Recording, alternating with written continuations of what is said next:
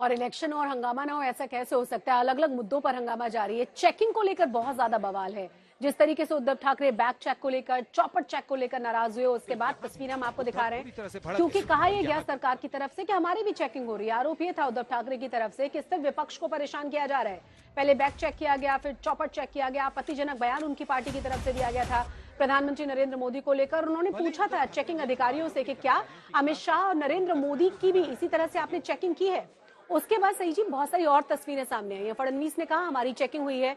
नितिन गडकरी के कल चॉपर की चेकिंग हुई है, उसकी भी तस्वीरें रात को सामने आई हैं। ये तीनों तस्वीर हम आपको दिखा रहे हैं।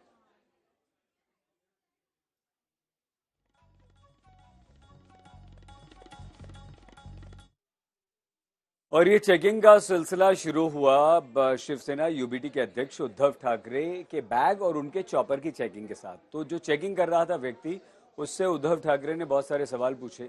उसने कहा कि पिछले 4 महीने में तो किसी की चेकिंग हमने नहीं की, आपकी की। और उसके बाद धड़ाधड़ ये सिलसिला शुरू हुआ। सुनिए। इलेक्शन कमीशन की तरफ से क्लैरिफिकेशन आया कि भाई हमने तो प्रधानमंत्री का भी बैग चेक किया है या हेलीकॉप्टर चेक किया, अमित शाह का भी किया हुआ है। आप विश्वास कर सकते हैं देवेंद्र फडणवीस या एकनाथ शिंदे का भी? आप विश्वास कर सकते हैं चुनाव आयोग इनकी बैग चेक करने की हिम्मत दिखा सकता है? नहीं, सवाल तो आप विश्वास करते हैं? नहीं, मैं तो नहीं करता, मैं तो बिल्कुल नहीं करता। और वो इसलिए नहीं करता, कुछ दिन, महीने या साल पहले मैंने जो खबर सुनी थी, ओडिशा में प्रधानमंत्री जी की बैग जिसने चेक की थी उसको सस्पेंड किया गया लोकसभा चुनाव के वक्त। पता नहीं, शायद उसके अगल बगल में होगा, तो उसको सस्पेंड किया गया। अच्छा, दूसरी बात ऐसी है कि जब भी प्रधानमंत्री आते हैं, एक तो मेरा मानना है कि प्रधानमंत्री किसी एक पार्टी के प्रचार के लिए नहीं आनी चाहिए, क्योंकि वो पार्टी के प्रधानमंत्री नहीं। पर ये पहली बार थोड़ी हो रहा है उद्धव नहीं, लेकिन अब कब देखो 60 साल कांग्रेस में क्या किया, वो बदलाव चाहते थे, इसलिए जनता ने आपको चुन लिया। तो अब वही चीज आप आगे लेके जाने वाले, तो कांग्रेस क्या बुरी थी? तो प्रधानमंत्री आप देश के हैं, आप चलो नई शुरुआत करो, देश स्वागत करेगा उसका। अच्छा, इसके बावजूद आज ही की बात दूसरे दिन, लगातार दूसरे दिन मेरी बैग चेक की, कोई मुझे आपत्ति नहीं है।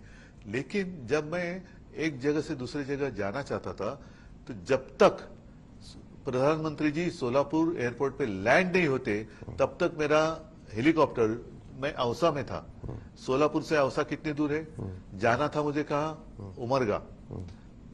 वो जब तक लैंड नहीं होते तब तक यहाँ से परमिशन नहीं दी गई। वो तो सिक्योरिटी प्रोटोकॉल है ना? नहीं, इसलिए तो मैं कहता हूँ, मैं भी तो मेरे पार्टी का नेता हूँ, वो उनके नेता है, वो प्रधानमंत्री है, इसीलिए उनको अलग कानून मैं नहीं मानने वाला।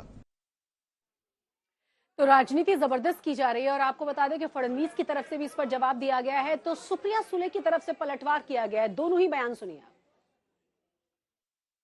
आणि म्हणून बंधू भगिनींनो, रडणारे नाही, लढणारे आपल्याला हवे आहेत, आणि लढणारे तुमच्या समोर आहेत, आणि रडणारे रोज रडतायत। बॅगा तपासल्या, बॅगा तपासल्या, बॅगा तपासल्या, त्या रडणाऱ्यांना मागे राहू द्या आणि लढणाऱ्यांसोबत उभे राहा। मी तर तुम्हाला सांगायला आलो आहे, आमच्या सुलभाताई या ठिकाणी एकट्या नाही आहेत, त्यांच्या पाठीशी आज देवा भाऊ आहे। अरे सुलभाताईला निवडून द्या।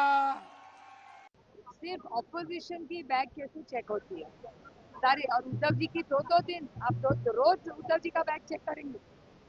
और जो सत्ता में उनका कुछ नहीं चेक, वो तो चल ही रहा है सब कुछ। अरे मेरे निर्वाचन क्षेत्र में मैं जब लड़ी थी तो 24 घंटा बैंक चालू थी। देश में कौन सी बैंक 24 घंटा चलती है? भोर में तो पैसा मिला था, उसका क्या हुआ आगे? और आप जो बेचारा खर्च कर रहा है, जिस उद्धव जी की पार्टी तोड़ी, सिंबल लेके गए, वो सब अन्याय उनपे किया, और ये भी अभी करेंगे। ये इतनी गंदी राजनीति आज महाराष्ट्र में होती है, दुख की बात है।